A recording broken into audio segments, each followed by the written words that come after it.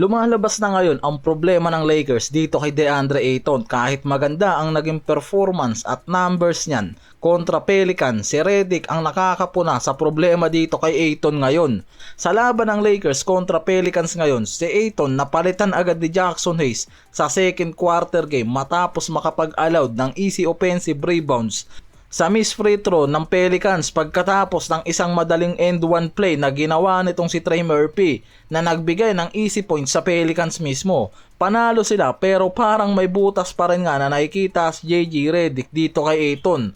Parang ngayon mas marami nang napapansin si Redick sa laro nitong si Ayton since nang bumagsak nga yung performance nito kontra Grizzlies. Si Redick rin kasi mismo ang nagsabi na nakikita niya si Ayton na minsan naiirita at napuprostrate sa game dahil hindi nga raw nito nararamdaman na nabibigyan siya ng sapat na opportunity sa opensa nila. Si Ayton naman kasi maganda pa rin ang nagiging performance dito sa nangyaring laban nila. May efficient sa paint, nakakakuha yan ng major points sa close range na tumulong sa Lakers sa fourth quarter surge nila. Meron pa yang 18 points, 11 rebounds at may ilang defensive contribution kasama ang blocks, steals at meron pa yang 9 of 16 sa field. Kaya solid pa rin talaga yung numbers nito.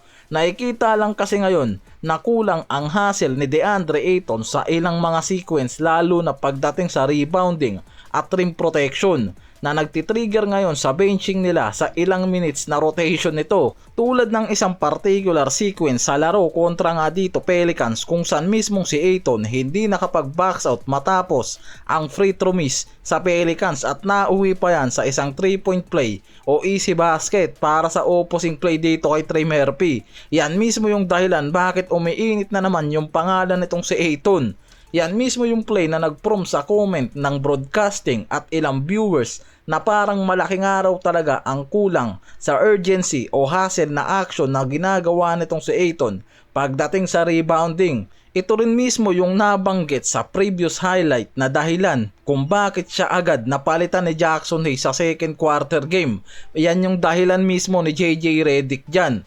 Maganda naman kasi talaga ang laro ni Ayton sa scoring at rebounding. Overall, may double-double performance yan na ginagawa. Ang problema lang mismo, yung napupuna sa kanya ni Redick, kakulangan sa effort o intensity para nga raw sa mas mabilis na box out game at pigilan ang offensive rebound ng opposing team. Marami namang mga fans ang nakakapansin na kapag productive siya, nakakapagbigayan ng consistent na post scoring, rebounding plus rim protection na malaking bagay nga raw talaga sa pangangailangan ng Lakers ngayon sa isang center. In overall, wala naman nga raw talagang problema. Yung inconsistent lang na effort nitong si Ayton ang napupuna dyan nitong si JJ Redick. Hindi naman masama yung sinabi ni Redick.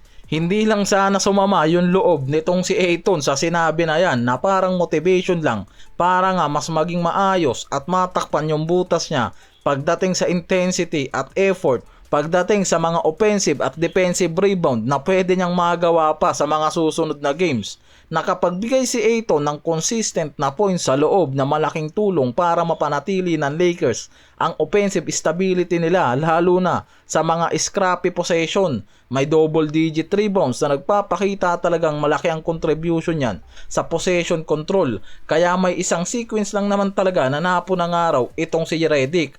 Hustle. Kaya malaking parte pa rin nga raw sa key line-up rotation nang naibalik ni Redick itong si Ayton agad sa court matapos ang benching sequence na mas naging rewarding palalo at mas naging productive dyan si Ayton at nagawa niya lalo yung mas malaking quality pagdating sa ilalim sa last quarter kontra dito sa Pelicans.